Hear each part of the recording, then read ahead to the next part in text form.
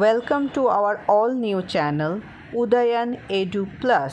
আর আজকের ভিডিওতে আমরা আলোচনা করব রাষ্ট্রবিজ্ঞান বা পলিটিক্যাল সায়েন্স সাবজেক্টের ওপরে। ক্যালকাটা ইউনিভার্সিটির সেমিস্টার 4 পলিটিক্যাল সায়েন্স অনার্স স্টুডেন্টদের DSCC paper 7 Indian political thought part 1-এ একটি টপিক, খুব উল্লেখযোগ্য ইম্পর্ট্যান্ট টপিক, রাজা রামমোহন রায়ের রাষ্ট্রচিন্তা, সেইটি আজকে আমরা আমাদের এই ভিডিওতে আলোচনা করব। চলো শুরু করা যাক। Wait. A very important things to say that please watch the whole video, and if you like our video then don't forget to subscribe our channel and must do a like and do lots of comments, and please share this video to your friends and families. Thanks a lot. আজকে আমরা রাজা রামমোহন রায়ের রাষ্ট্রচিন্তা নিয়ে আলোচনা করব। রাষ্ট্র সম্পর্কে, রাজনীতি সম্পর্কে রাজা রামমোহন রায়, তার ভাবনা, তার আদর্শ, তিনি কি পথ দেখিয়েছিলেন, তার কাছে মীমাংসা বলতে কী ছিল সকল সমস্যার, রাজনীতির ক্ষেত্রে তিনি কিভাবে পদার্পণ করেন, সরাসরি না পরোক্ষভাবে, তার যে রাষ্ট্রনৈতিক চিন্তা তা মূলত কিসের দ্বারা প্রভাবিত, বাস্তব জগৎ কতখানি গ্রহণীয়, আধ্যাত্মিক জগৎ কতখানি প্রভাব বিস্তার করেছিল, নৈতিকতা, অনৈতিকতা, তৎকালীন বঙ্গ সমাজ সংস্কারের যে ভূমিকা, সেই যাবতীয় বিষয়টা কিন্তু রাজা রামমোহনের সঙ্গে অঙ্গাঙ্গিভাবে জড়িত। তো যে কোনো ব্যক্তিরই রাষ্ট্রচিন্তা বা রাষ্ট্রদর্শন নিয়ে আলোচনা করার ক্ষেত্রে একটা গুরুত্বপূর্ণ বিষয় মাথায় এসেই যায় যে সেই মানুষটি কীরকম ছিলেন, সেই মানুষটি সম্পর্কে কিছুটা ধারণা থাকা খুব দরকার। তবেই কিন্তু তার দর্শন, তার মতামত, তার চিন্তা, এগুলোর সঠিক মূল্যায়ন করা আমাদের পক্ষে সম্ভব হয়ে উঠবে। রাজা রামমোহন রায়, বেটারলি নোন, তাই তো? 1772 খ্রিস্টাব্দে জন্ম, 1833 খ্রিস্টাব্দে তিনি পরলোক গমন করেন। তাকে ভারতীয় নবজাগরণের আদি পুরুষ বলা হয়ে থাকে। আধুনিক ভারতের অন্যতম প্রবর চিন্তানায়ক হিসেবে যারা তাকে বিচার করেছেন, তারা সঙ্গত কারণেই কিন্তু গুরুত্ব দিয়েছেন তার ধর্ম ও সমাজ চিন্তার ওপরে। রাজনৈতিক চিন্তা কিছুখানি উপেক্ষিত হলেও রয়েছে। তাকে খুব স্বাভাবিকভাবে রাজনৈতিক তাত্ত্বিক বলা কিন্তু যায় না, কারণ তার নিজের রাজনৈতিক চিন্তাকে তিনি কোনো পুস্তক বা মতামতের সঠিক আকার কখনোই দেননি। তাছাড়া তার উপর পশ্চিমী লিবারেল রাষ্ট্রদর্শনের সুগভীর প্রভাবের কথা মাথায় রেখে তার রাজনৈতিক চিন্তাভাবনা কতটা নিজস্ব বা মৌলিক, সেই নিয়েও কিন্তু কিছুটা প্রশ্ন থেকেই যায়। এছাড়া তাকে ভারতের প্রথম আধুনিক পুরুষও বলা হয়ে থাকে। সুতরাং আধুনিক ভারত সম্বন্ধে তার যে ভিশন বা দূরদৃষ্টি, সেটাও কিন্তু কিছুটা হলেও অসম্পূর্ণ। তো যাই হোক, পরবর্তীকালে যে ভারতীয় জাতীয়তাবাদ গড়ে ওঠে, তার সাথে তার চিন্তাভাবনা কতটা জড়িত, সেই বিষয়টিও কিন্তু সন্দেহের অবকাশের মধ্যে রয়েছে। তো যাই হোক, এই যে বহু আলোচিত, বহু বিতর্কিত যে ব্যক্তি, তার রাজনৈতিক জীবন নয়, সমগ্র জীবনটি যে বেশ বৈচিত্র্যে ভরা, তা তো বোঝাই যাচ্ছে। এবং রাজা রামমোহনের নাম যখনই আসবে, প্রথম থেকেই সতীদাহ প্রথা নিবারণের জন্য তার যে একাগ্র প্রচেষ্টা ও শেষে সফলতা পাওয়া, সেটা তো সর্বপ্রথম এই ঘটনাটিকেই কিন্তু এই ঘটনাটির মধ্যে দিয়েই কিন্তু আমরা তাকে মনে রেখেছি সর্বাধিক বেশি, মানে রক্ষণশীল হিন্দু সমাজ, ঠিক আছে, তার বিরুদ্ধে যে একাগ্রভাবে বিরোধিতা করা, এই জন্যেই কিন্তু তাকে সবথেকে বেশি আমরা মনে রেখেছি। এছাড়া আত্মীয় সভার প্রতিষ্ঠাতা হিসেবে, ব্রাহ্ম সভার প্রতিষ্ঠাতা হিসেবে রাজা রামমোহনের রায়ের নাম তো কখনোই ভুলবার নয়। এছাড়া তিনি বেশ কিছু সমকালীন পত্রপত্রিকাও প্রকাশ করেছিলেন, যেমন সংবাদ কৌমুদি 1821 সালে, ফার্সি ভাষায় মিরাতুল আখবার 1822 সালে, তাই তো। তো বহুল বিষয়ে জড়িত এক মাল্টি ট্যালেন্টেড ব্যক্তি, আমরা তাকে খুব সহজেই বলতে কিন্তু পারি।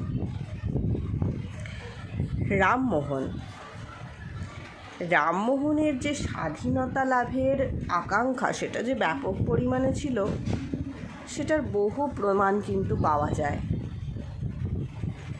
শোনা যায় ফ্রেঞ্চ রেভলিউশন বা ফরাসি বিপ্লবের খবর শুনে, মানে 1789 সাল, রাইট, সেই খবর শুনে রামমোহন আনন্দে আত্মহারা হয়ে পড়েন। স্পেনের নিয়ন্ত্রণ থেকে ল্যাটিন আমেরিকা মুক্তি লাভ করার সংবাদ পেলে তিনি তো রীতিমতো কলকাতায় এক ভোজসভার, মানে খাবার দাবারের নিমন্ত্রণও জানিয়ে দেন লোকজনকে। এছাড়া Guatemala, Honduras, El Salvador, Costa Rica, Panama, Nicaragua প্রভৃতি স্থানগুলি স্বাধীনতা লাভ করার ফলে তিনি তাদের ব্যাপক অভিনন্দন জানান। রামমোহন বিশ্বাস করতেন ভারতবর্ষের মধ্যে বহুধা বিভক্ত জনসমষ্টির মধ্যে স্বদেশী ভাবনাকে গড়ে তোলার পূর্ব শর্ত হলো ধর্ম। শিক্ষা ও সংস্কৃতির ক্ষেত্রে একটা আমূল পরিবর্তন ঘটাতে হবে, তাই তো। যে বিভিন্ন কুসংস্কারে, অশিক্ষায় আচ্ছন্ন যে বঙ্গ সমাজ, তার সংস্কার তো ভীষণই প্রয়োজন। এছাড়া কলকাতায় হিন্দু কলেজ স্থাপনের পিছনেও তার ভীষণ উৎসাহ আর প্রেরণা দেখা গিয়েছিল।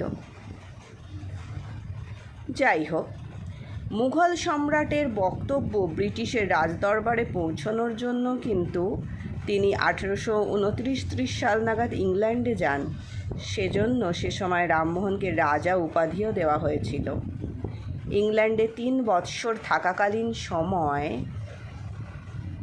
ইংরেজ চিন্তাবিদ বেন্থাম, সমাজবাদী চিন্তাবিদ রবার্ট আওয়েনের সঙ্গে তার পরিচয় এবং কথাবার্তা হয়।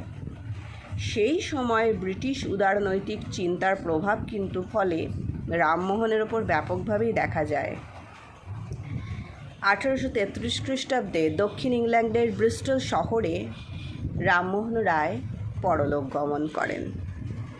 এ তো গেল তার একটু সংক্ষিপ্ত পরিচয় মাত্র, একটু ধারণা, যে পথ ধরে অনায়াসে তার রাজনৈতিক চিন্তার জগতে আমরা একটু প্রবেশ করতে পারি। এই যে রামমোহনের রাজনৈতিক চিন্তাটা, বুঝতেই পারছো এতক্ষণের আলোচনা শুনে যে তার রাজনৈতিক চিন্তার বিভিন্ন রকম দিক ছিল। বেসিক্যালি রাজনৈতিক চিন্তা যেটাকে আমরা বলি একটা প্রপার, সেইভাবে কিন্তু তার রাজনৈতিক চিন্তাটা গড়ে ওঠেনি। তার চিন্তাধারার কর্মপ্রচেষ্টা ছিল বহুমাত্রাযুক্ত, সমাজ নিয়ে, ধর্ম নিয়ে, শিক্ষা নিয়ে, রাষ্ট্র নিয়ে, সমস্ত কিছু নিয়ে একটা, বলতে পারো একটা মিক্সড ব্যাগ, যোগসূত্র। তো যাই হোক, ইউরোপে সামন্ততন্ত্রের পতন, বুর্জোয়া শ্রেণীর উদ্ভব, ইউরোপের আধুনিকীকরণ, তার ফলে আর্থসামাজিক রাজনৈতিক ব্যবস্থার প্রচণ্ড পরিবর্তন, তাদের ভূমিকা, সেই সম্বন্ধে রামমোহনের স্বচ্ছ ধারণা ছিল। কারণ শুনলেই যে তিনি সেখানে গিয়ে দীর্ঘ সময় ছিলেন এবং তৎকালীন বহু বিশিষ্ট ব্যক্তিত্বের সাথে সময় কাটানো এবং মতামত আলাপ আলোচনা, তিনি এটুকু উপলব্ধি করেছিলেন যে শুধুমাত্র সংস্কার নয়, একটা টোটাল পরিপূর্ণ বিপ্লব আসা কিন্তু খুব দরকার। উৎপাদন ব্যবস্থার ওপর নতুন শ্রেণীর যে কর্তৃত্ব, মানে কারখানার মালিকরা যে সমাজব্যাপী তাদের ক্ষমতা ফলাও করে যাবে, সেই কর্তৃত্ব স্থাপনের সঙ্গে সঙ্গে কিন্তু যে একটা সমাজ ব্যবস্থায় যে আলোড়ন, তার সাথে সাথে অন্য ক্ষেত্রে দেখা যাচ্ছে কালের সাথে সাথে ইতিহাসের রেনেসা ঘটে গিয়েছে, জ্ঞান বিজ্ঞানের প্রচণ্ড উন্নতি হয়েছে। তোমরা পড়েছো, ইতিহাসের স্টুডেন্টরা এটা সম্বন্ধে খুবই স্বচ্ছ ধারণা রাখো। অ্যাকচুয়ালি রেনেসা একটা সময় কোনো না কোনো ক্লাসে আমরা সব স্টুডেন্টরাই পড়েছি ইউরোপে নবজাগরণ, যেখানে শিল্প কলকারখানা স্থাপন ব্যাপকভাবে প্রসার লাভ করে, আর তার মানেই তো মালিক শ্রেণীর উদ্ভব। খুব স্বাভাবিক, একটার হাত ধরে একটা আসছে, দেখতেই পাচ্ছি। এবং এই সময় তোমরা জানো বিজ্ঞানের ব্যাপক উন্নতি হয়েছিল, জ্ঞান বিজ্ঞানের। বহু বিখ্যাত বিজ্ঞানী এই সময় আত্মপ্রকাশ করেন, দূরবীক্ষণ যন্ত্র আবিষ্কৃত হয়, বাষ্পচালিত রেল ইঞ্জিন আবিষ্কার করেন জেমস ওয়াট, ইত্যাদি ইত্যাদি। তো আর্থসামাজিক ব্যবস্থার এই যে মূল রূপান্তর ও যুক্তিবাদের উদ্ভবের সঙ্গে এই যে রিফরমেশন, নবজাগরণ বা ধর্মচিন্তা, ধর্মাচরণ, ধর্মীয় সংগঠনের পরিবর্তনের যোগটি তার চোখে বিশেষভাবে পড়েছিল। এবং শুধু ইউরোপেই নয়, তার সন্ধানী দৃষ্টিতে আরও ধরা পড়েছিল যে ব্রিটিশ শাসনাধীন ভারতবর্ষে নতুন ধনবন্টন ব্যবস্থার প্রবর্তনের সাথে সাথে এদেশেও ধীরে ধীরে কিন্তু নিশ্চিতভাবে মাথা তুলছে অলস জমিদার আর প্রায় কৃতদাসের পর্যায়ভুক্ত সাধারণ চাষির মধ্যবর্তী এক নতুন ধরনের শ্রেণী। তিনি বিশ্বাস করতেন ইউরোপের মতো ভারতেও এই উদ্যমী ও স্বাধীনচেতা মধ্য শ্রেণী হয়ে উঠবে ভবিষ্যতের রাষ্ট্র ব্যবস্থা। মেরুদণ্ড তারা কারা? মধ্যবিত্ত শ্রেণী, middle class, like we are, যাদের সংখ্যা ভারতবর্ষের সবচেয়ে বেশি। তো যাই হোক, এই যে মধ্যবিত্ত শ্রেণীর একটা উদ্ভব আর তার যে ব্যাপক প্রভাব, সেটা তো দেখা গেল। তো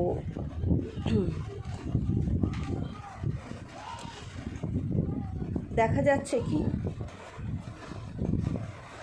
শিক্ষাগত ক্ষেত্রের পরে তিনি সে তো গেল। আর একটা বিষয় এর মাঝখানে বলতেই হয়, এই মধ্যবিত্ত শ্রেণীর উদ্ভবের সাথে সাথে তার দৃষ্টি আকর্ষণ করে আরেকটা যে বিষয়, যেটা নিয়ে প্রথম থেকেই তিনি সচেতন ছিলেন, সেটা হচ্ছে ধর্মের মধ্যে সমন্বয় ঘটানো, রাইট? আর তার মিরাতুত আখবার পত্রিকাটি কিন্তু এই বিষয়ে বিশেষ অবদান রাখে। তিনি সব ধর্মের সমন্বয়ের কথা বলেছিলেন। ভারতবর্ষ তো বৈচিত্র্যের মধ্যে ঐক্য, বিভিন্ন ধর্মের মানুষ এখানে বসবাস করে। সুতরাং রাজনৈতিক ক্ষেত্রে একটা স্থিতিশীলতা আনার জন্য, দেশকে সামগ্রিক সব বিষয়ে উন্নতির শিখরে নিয়ে যাওয়ার জন্য, নিজের মতামত, দেশপ্রেমের মধ্যে একটা সামঞ্জস্য বজায় রাখার জন্য সব মানুষকে তো কাছাকাছি আসতে হবে। হিন্দু, মুসলমান, শিখ, খ্রিস্টান, বৌদ্ধ, জৈন, এক জাতি, এক দেশ গঠন, তবেই না হবে প্রকৃতপক্ষে এক রাষ্ট্র। অর্থাৎ তিনি সর্বধর্ম সমন্বয়ের কথা বলেছেন। আর এই রাস্তা ধরেই আসবে কি? জাতীয় সংহতি, ভ্রাতৃত্ববোধ, ভাই ভাই চেতনা, একে অপরের প্রতি ভালোবাসা, সততা, আনুগত্য, সম্মান, শ্রদ্ধা জেগে না উঠলে একটা জাতি সুগঠিত হবে কি করে তৈরি হবে ভারতীয় জাতি? আর ভারতীয় জাতি সঠিকভাবে আত্মপ্রকাশ করলে তবেই না জাতীয় সংহতি রক্ষা হবে, তাই না? তো একদিক থেকে দেখতে গেলে কিন্তু রামমোহনের চিন্তাভাবনা খুব সরল পথে এগোচ্ছে। একটার সাথে একটা বিষয় কোথায় কীভাবে জড়িত, লিঙ্কড আপ, সেইটা কিন্তু সবসময় তিনি খেয়াল রেখেছেন। আর মানুষের যে ব্যক্তি স্বাধীনতা, এই বিষয়টা কিন্তু কখনও তার দৃষ্টি এড়ায়নি। কারণ কি, তিনি লিবারালিজমের বা লিবার্টির যে চিন্তাটা চোখের সামনে থেকে দেখে এসেছিলেন। মানুষের ব্যক্তিত্ব বিকাশের জন্য এই স্বাধীনতাটা যেটা সবথেকে বেশি ইম্পর্ট্যান্ট, তাই তো? সেই জন্যে তিনি কিন্তু বাক স্বাধীনতা, মতামত প্রকাশের স্বাধীনতা, এইগুলোর উপর বিশেষ গুরুত্ব দেন। যখন ইংরেজ সরকার সংবাদপত্রের স্বাধীনতাকে খর্ব করার চেষ্টা করে, তখনও কিন্তু তিনি থেমে থাকেননি। তিনি মনে করতেন এই যে স্বাধীনতা আর গণতন্ত্র, এই দুটো কিন্তু অঙ্গাঙ্গিভাবে জড়িত। একটা দেশের শক্তি হচ্ছে প্রজা বা জনসাধারণ, তাই তাদের উপর বেস করেই তো শাসন ব্যবস্থা পরিচালিত হবে। অর্থাৎ একটা দেশকে হতে হবে কি, প্রজাতান্ত্রিক বা সাধারণতান্ত্রিক। আর ভারতবর্ষ যদি প্রজাতান্ত্রিক হয়ে ওঠে, এই প্রজাতান্ত্রিক ব্যবস্থায় কিন্তু রাষ্ট্র কাঠামোর পক্ষে সবচেয়ে বেশি উপযুক্ত বলে তিনি মনে করতেন। অর্থাৎ থাকতে হবে একটা কি জনপ্রতিনিধি সভা, যা জনগণের হয়ে দাবি পেশ করবে, তাই তো, বা তাদের কথাকে সকলের কাছে পৌঁছে দেবে, বা সরকারের সঙ্গে জনসাধারণের একটা সূত্র স্থাপন করবে। অর্থাৎ জনপ্রতিনিধি সভা, যেটা গণতন্ত্রের মূল ভিত্তি, সেটাকে তিনি খুব ইম্পর্ট্যান্ট মনে করতেন। এবং সেটা কি জনপ্রতিনিধি সভা হলো পার্লামেন্ট, যেখানে জনগণের সর্বোচ্চ মতামত গ্রহণ এবং যারা সরকার শ্রেণী তাদের সঙ্গে জনগণের দাবি দেওয়া যোগসূত্রে একটা সমন্বয় সাধন করবে এই পার্লামেন্ট, রাইট? তো অনেক কিছু চিন্তাভাবনা এক এক করে পার্ট বাই পার্ট কিন্তু রামমোহনের চিন্তার মধ্যে সময় অনুযায়ী প্রকাশিত হয়েছে। এবং জাতীয়তাবাদের চিন্তা তো তিনি প্রথম থেকে করেই গেছিলেন। জাতি যদি পরিপূর্ণভাবে গঠিত না হয়, জাতীয়তাবাদী চিন্তা কীভাবে প্রকাশ লাভ করতে পারে? তার জন্য বহুধা বিভক্ত ভারতবর্ষকে এক জাতি হতে হবে, তবেই কিন্তু সমজাতীয়তাবোধ ভারতবর্ষকে এগিয়ে নিয়ে যাবে। এছাড়া একটা জাতি, একটা রাষ্ট্রকে, একটা গণতন্ত্রকে সঠিকভাবে পরিচালিত করার জন্য সঠিক আইন, যেটা নৈতিক আইন, যেখানে ন্যায় অন্যায় দুটোর ব্যালেন্স বজায় থাকবে, নৈতিকতা কখনো ক্ষুণ্ণ হবে না, অন্যায় হবে না, ন্যায় হবে। তো সেই আইন, নৈতিকতা সব সময় কিন্তু তার রাজনৈতিক ধারণার সঙ্গে ওতপ্রোতভাবে জড়িত রয়েছে। তো আইন, প্রথা, নৈতিকতা সম্পর্কে রামমোহনের অবস্থান সবসময় স্পষ্ট। সবসময় রামমোহন যেমন বিশ্লেষণমূলক তথ্যকে গ্রহণ করেছিলেন, তেমনি আইন বা সার্বভৌম শক্তির ক্ষমতার প্রকৃত রূপ নির্ধারণে সামাজিক প্রথাকে কিন্তু বাদ দিয়ে দেননি। ভারতের মতো প্রাচীন সমাজে প্রথার একটা বিশেষ গুরুত্ব রয়েছে, সেটা তিনি সবসময় স্বীকার করেন। ভারতীয় আইন ব্যবস্থায় সম্পত্তির মালিকানা স্থির করার ক্ষেত্রে কিন্তু তিনি সামাজিক আইনকে সামাজিক প্রথার ঊর্ধ্বে গুরুত্ব দিয়েছিলেন।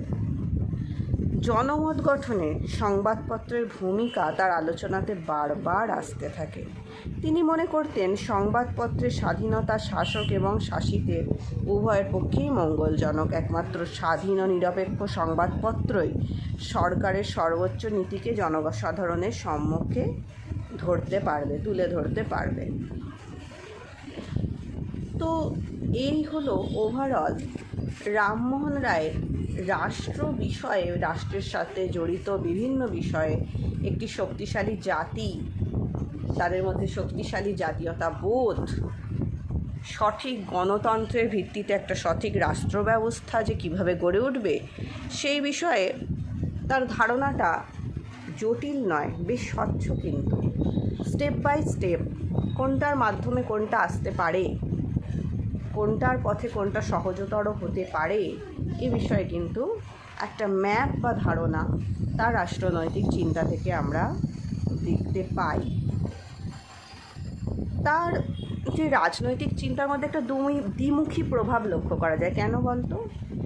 রামমোহন ছিলেন ভারতীয়, জন্ম বড় হওয়া ভারতে, কিন্তু যেটুকু সময় তিনি ইউরোপে কাটিয়েছিলেন সেখানের অনেক ঘটনা, সেখানের যে কালচার, সেখানের যে সমাজ, সেই যে সংস্পর্শে আসা ইউরোপীয় সমাজ সভ্যতার, সেখানের বিপ্লব ঘটনা, রাষ্ট্রনৈতিক চিন্তা, দার্শনিক চিন্তা, স্বাভাবিকভাবেই এই যে দুটো দেশের অর্থনৈতিক সমাজগত ক্ষেত্রে পার্থক্য, দুরকম মনোভাব কিন্তু তার মধ্যে গড়ে উঠেছিল। যদিও তিনি সেটার সমন্বয় ঘটাতেই চেয়েছেন সব সময়। তার চিন্তাধারা বেনথাম ইত্যাদি পশ্চিমী দার্শনিকদের দ্বারা বিশেষভাবে পরিপুষ্ট হয়েছিল, কিন্তু ভারতীয় রাজনৈতিক আর ব্যবহার শাস্ত্রিক ঐতিহ্যকেও কিন্তু তিনি কখনো উপেক্ষা করেননি, কারণ তার শিকড় ভারতীয় ধর্ম ঐতিহ্যের মধ্যে কিন্তু নিহিত ছিল। এবং এই যে লিবারালাইজেশন, এই চিন্তাটা কিন্তু তার মধ্যে মানে উদারনীতিবাদ, ব্যক্তি স্বাতন্ত্র্য, স্বাধীনতার যে চিন্তা, তার সমস্ত চিন্তাধারার মধ্যে সব সময় ওতপ্রোতভাবে জড়িত অবস্থায় কিন্তু দেখা যায়। এবং সমাজগত ক্ষেত্রে এর প্রতিফলন তোমরা বিভিন্ন সময় পড়েছো ইতিহাসে। নারী স্বাধীনতা, নারীর যে সামাজিক মর্যাদা, সেই নিয়েও তিনি জীবনে কিন্তু ব্যাপকভাবে লড়াই করেছিলেন। নারী কল্যাণে বিভিন্ন কাজ তিনি করেছিলেন, যেটা তার লিবারালিজমের প্রতি শ্রদ্ধার একটা অঙ্গ হিসেবেই ধরা যেতে পারে।